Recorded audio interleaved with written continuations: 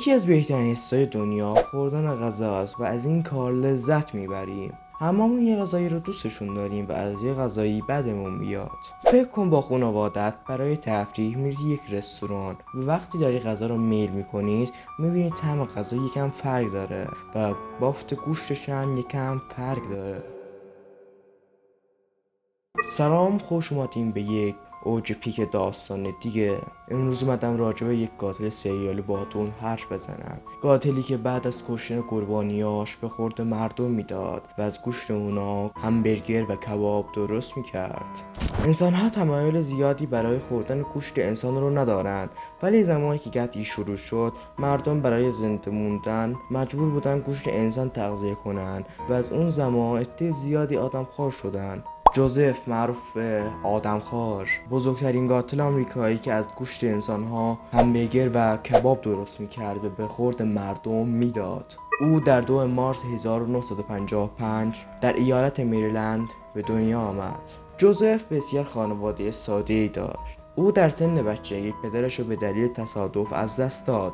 جوزف از سن بچگی بسیار چاق بود. خانواده او در خونه اونو چاق و حوصله بر سر صدا می‌کردند. در دهه 70 قرن 20 برای خدمت به کشور خانواده خودش رو ترک کرد و برای زندگی به چادرهای آواگان پیوست. به دلیل ترک خانواده‌اش جوزف نمیتونست شبا زیاد بخوابه و میرفت زیر پل و با ولگردان میچرخید و او هرچه درآمد داشت به مواد مخدر و الکل میداد و شغل او رانندگی بود و دور برش اونو مهربان میدونستن و لقب او پیش دوستاش شاگ مهربان بود.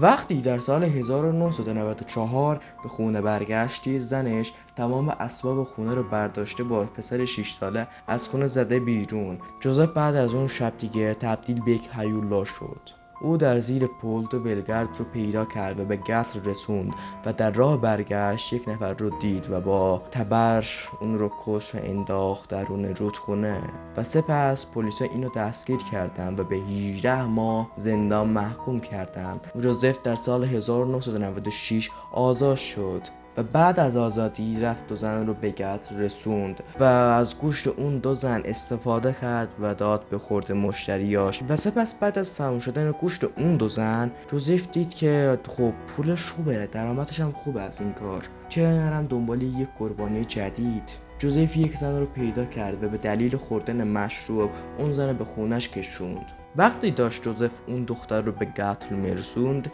دختر فرار میکنه و میره به نزدیکترین پاسگاه اون محل.